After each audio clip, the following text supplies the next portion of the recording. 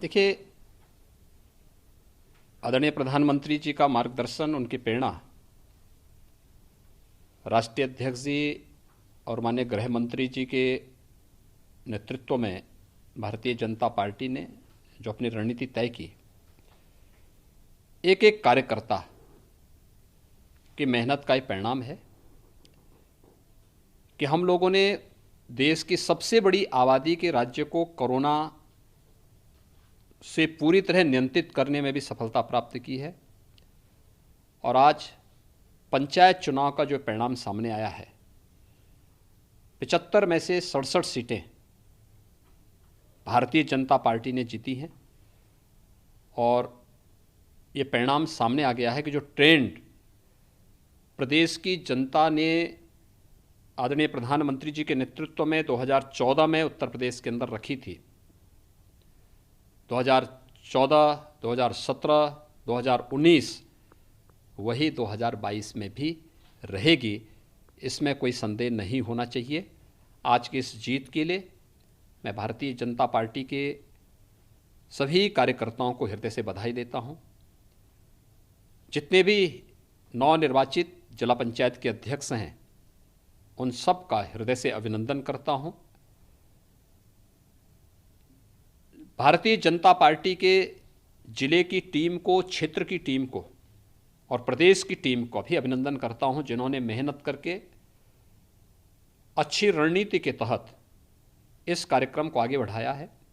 और मैं प्रशासन को धन्यवाद देता हूं कि शांतिपूर्ण तरीके से प्रदेश के अंदर पंचायत चुनाव का ये दौर बहुत शांतिपूर्ण तरीके से संपन्न हुआ है।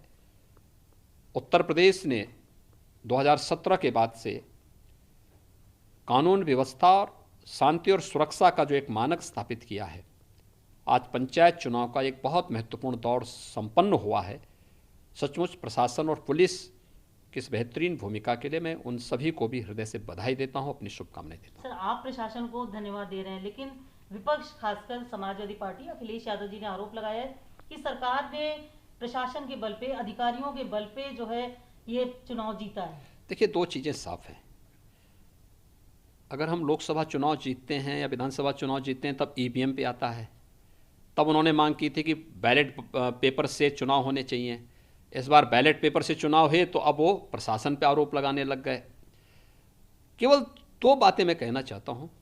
इटावा के अंदर भारतीय जनता पार्टी का सांसद, बीजेपी के एमएलए, बलिया के अंदर बीजेपी के 4 एमपी हैं, 2 लोकसभा के और 2 राज्यसभा के, 2 मिनिस्टर हैं, 5 एमएलए हैं। अगर प्रशासन का दुरुपयोग करना होता तो सर्वाधिक दुरुपयोग यहां होता। लेकिन भारतीय जनता पार्टी दोनों जगहों पर चुनाव हारी है। वहां पर समाजवादी पार्टी के अध्यक्ष बने हैं। यानी भारतीय जनता पार्टी जीते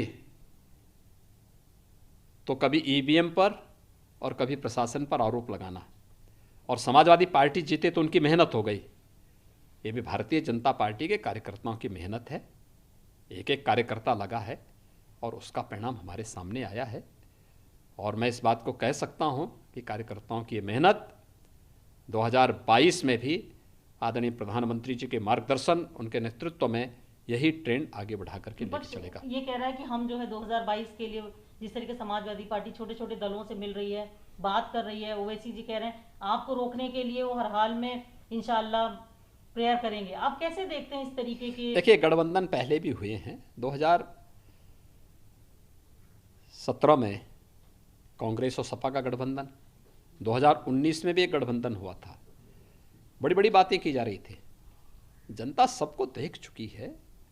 आज उत्तर प्रदेश की जनता दंगाग्रस्त, अराजक, गुंडागर्दी, वंशवाद, जातिवाद से उभर करके आदरणीय प्रधानमंत्री जी के नेतृत्व में एक भारत श्रेष्ठ भारत के साथ, नए भारत के नए उत्तर प्रदेश के साथ आगे बढ़ रहा है।